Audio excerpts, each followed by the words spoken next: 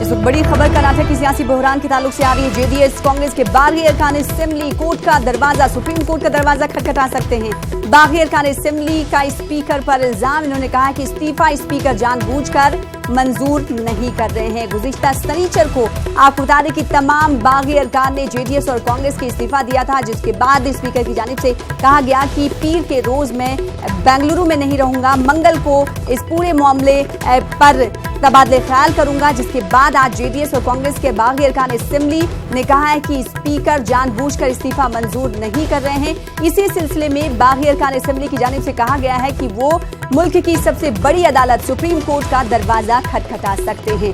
बागी अरकान असेंबली का स्पीकर पर इल्जाम, आपको बता दें कि उन्होंने कहा है कि इस्तीफा जानबूझकर मंजूर नहीं कर रहे हैं स्पीकर। ऐसा इल्जाम बागी अरकान असेंबली जेडीएस के और कांग्रेस के लगा रहे हैं। गुज़िश्ता शनिचर को हमने देखा था कि कर्नाटक में सियासी बहरान शुरू हुआ था। तमाम बागी अरकान जेडीएस और कांग्रेस के शनिचर के रोज ही इस्तीफा उन्होंने दिया स्पीकर के पास पहुंचकर, और स्पीकर ने उस वक्त कहा कि मैं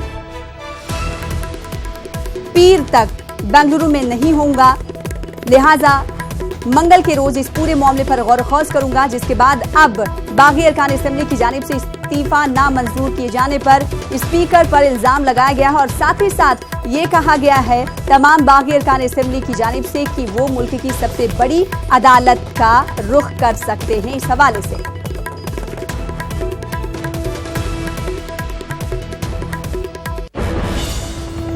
उत्तराखंड के खानपुर से रुकन असेंबली प्रणव सिंह चैंपियन एक बार फिर तनाजे में हैं। बीजेपी से 3 महीने के लिए निकाले जाने के बाद फिर भी प्रणव चैंपियन लगातार अपने लिए मुसीबतें खड़ी कर रहे हैं। इस बार प्रणव चैंपियन का एक वीडियो वायरल हुआ है, जिसमें वो लोगों के साथ शराब पीते हुए हाथों में बंदूक लिए फिल्मी गानों पर झूमते नजर आ रहे हैं। ये वीडियो दिल्ली के उत्तराखंड भवन का बताया जा रहा है। ये भी इल्जाम है कि प्रणव चैंपियन यहाँ जबरदस्ती रह रहा है। इसी हवाले से मजीद बातचीत करेंगे। शंकर आनंद जुड़ रहे हैं हमारे साथ दिल्ली से। शंकर, इस पूरे वीडियो की क्या कुछ तस्दीक हो पाई है अब तक? और हमने देखा है कि लगातार प्रणव इसी तरह से खबरों में बने रहते हैं।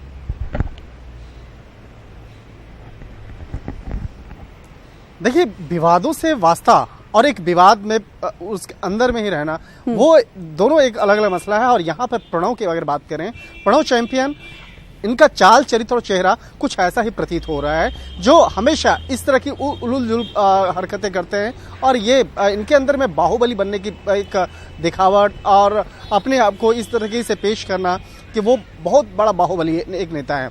तो कहीं न कहीं इस मामले पर उत्तराखंड की सरकार के, वहाँ के मुख्यमंत्री को और इसके साथ ही केंद्रीय हाईकमान को इस मामले पर एक ठोस कार्रवाई करना चाहिए, क्योंकि आप एक जनप्रतिनिधि हैं, जनता के द्वारा चुने गए हैं, और जनता के लिए आप कभी आज तक प्रणव चैंपियन का कोई एक ऐसा वीडियो सामने नहीं आया जिसमें किसी जनता के लिए काम कर रहे हो, किसी की मदद कर रहे हो या कोई जन उपकार करते हुए नजर आ रहे हैं।